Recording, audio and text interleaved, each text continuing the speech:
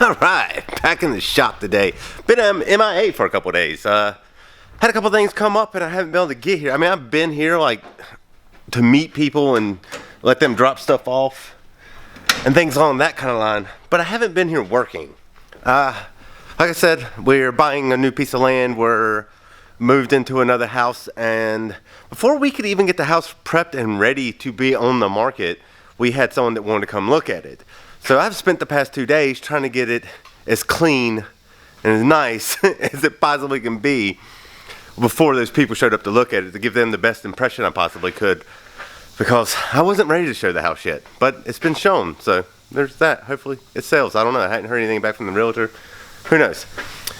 We will see. But anyways, I'm back here. I got to get these motors out the way. I'll show you what happened. So the guy that I built that 400 for said his truck broke down, so he had no way to come and pick the motor up. So I was like, all right, well, I mean, I can bring it to you. And we chatted back and forth, and he's like, well, I'm out of town right now. I'll be back Thursday morning. You can bring it by then. And he said like Thursday like 8 times in his message he sent me. He's like, yeah, I'll be there Thursday. I'll be there Thursday. Well, anyway, yesterday was Thursday. I came to the shop. I loaded the motor onto my truck and put all his extra parts in here also. And I was on my way to Winston. But he was not there. So I sent him a text and said, hey, loading up now, gonna head that way. You know, it's Thursday. You're supposed to be ready for me to come drop your motor off. But anyways, get that focus on my face. So where was I at? So anyways, I sent him the message saying, hey, I'm loading up now, blah, blah, type thing. Well, I got it loaded. So then I was like, hey, the motor is loaded in my truck and I'm heading to Winston-Salem. So I get in my truck, I start heading to Winston-Salem to drop his motor off. He texts back, he's like, sorry boss, I'm not back in town yet. I'll be back Saturday. I'm not unloading your motor off my truck. So I'm gonna clean out, excuse me about that, I might cut that out.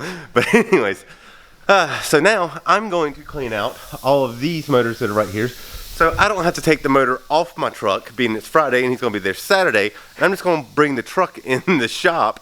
Sorry about that, facing the door is gonna make it where you can't see me. But anyways, I'm just gonna store the motor on the truck in the shop until I can get it to him, because I'm not re-unloading it and then loading it back when I'm going there tomorrow. So he better be there tomorrow. Anyways, I'm gonna get that done so I can get back on building those motors, because I want them done by today. But as always, I never get anything done when I want it done. So I'm gonna start working.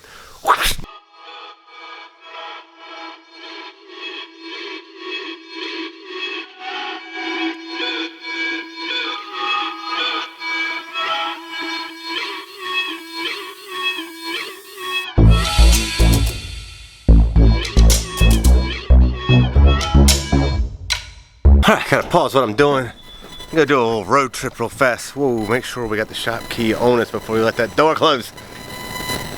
That is not it. There it is. I feel it in my pocket. Alright, let's get out of here. Let's make sure all the doors are locked. Let's go check that front door. But anyways, gotta go do like a little road trip real quick. Pick up some ARP head bolts for LQ4, Jesus. Whatever, part numbers. That sounded pretty good. I don't know if the camera picked that up. Like, I know it picked up the sound, but I don't know if it picked up the car. It's a nice looking little Mopar. Anyways, let's go to the warehouse and get these head studs for these guys that are buying them from me right now. So make a couple extra bucks real fast. So just got back from picking up the ARPs. Going to get back to work, getting those rods sized so I can get up here and actually put them on the crank for the 383. I just wanted to show that I am able to get ARP bolts same day.